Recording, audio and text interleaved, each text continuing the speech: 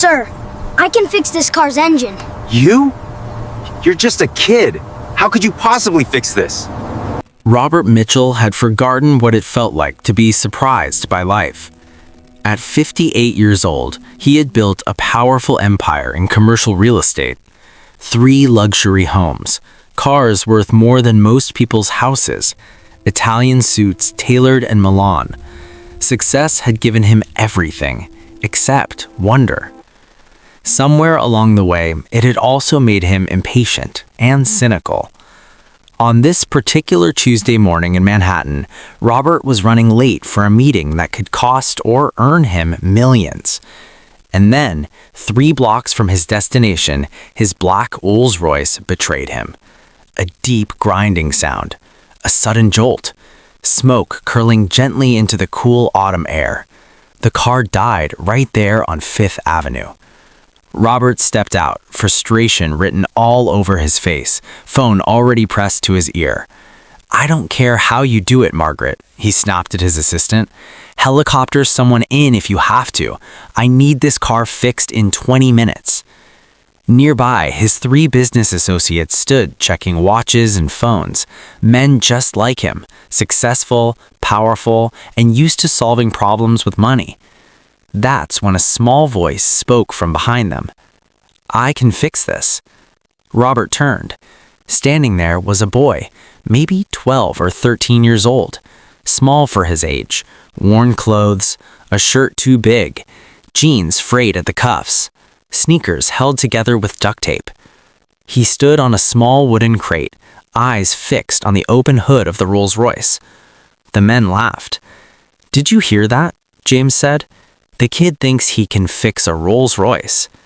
"That's adorable," Marcus added. "Son, this car is worth more than most people's lives." But the boy didn't flinch. He looked directly at Robert. "I can fix this," he said again. "I've been watching engine videos for 2 years. I work after school at Mr. Patterson's garage. I know that sound." Robert was about to wave him away, but something stopped him. Maybe it was the calm confidence in the boy's eyes, or maybe it was a distant memory of being young and ignored. "What's your name?" Robert asked. "Danny, sir. Danny Reeves. And you think you know what's wrong with my car?" "Yes, sir. The serpentine belt." The laughter faded slightly. "I heard it before the engine stopped. Grinding, then a squeal. The belt's shredded, probably oil contamination or wear. It's an easy fix if you have the right one." Robert studied him. "And you suppose you just happen to have the right belt?" Danny shook his head. "No, sir, but there's an auto parts store 2 blocks that way. They'll have it, and I have my tools." He pointed to a small, battered toolkit on the ground. Robert felt something stir inside him. "How much?" he asked. Danny hesitated. I don't know. Whatever you think is fair." Robert thought for a moment. "Fix my car in 20 minutes, he said. "I'll give you $500. The boy's eyes widened. "But," Robert added, "if you fail, you walk away with nothing, and you don't waste more than 20 minutes of my time." Danny nodded. "Deal." The clock started. Danny climbed onto his crate and leaned into the engine bay. His hands moved quickly, testing, listening, tracing connections. "Just like I thought," he said after seconds. "Shredded belt." He pointed to twisted rubber hanging loose. "Nothing else is damaged. I just need the replacement." He scribbled a part number on a piece of paper. "Sir, could someone run to Morrison's Auto Parts?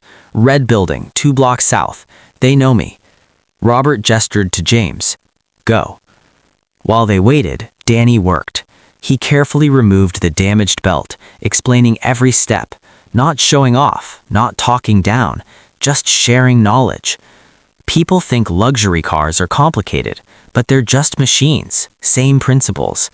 My dad taught me that before he passed away.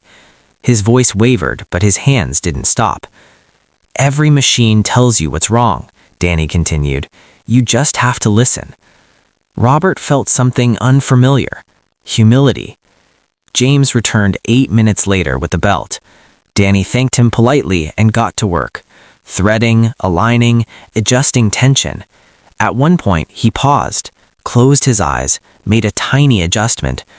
"Okay," he said after 18 minutes. "Try it now." Robert slid into the driver's seat, turned the key. The Rolls-Royce purred to life. Smooth, silent, perfect. The men erupted in applause. Robert stepped out, stunned.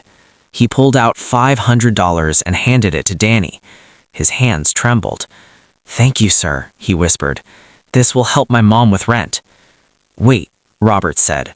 He pulled out a business card and wrote on the back, "This is my personal number. Call me tomorrow evening." Danny nodded.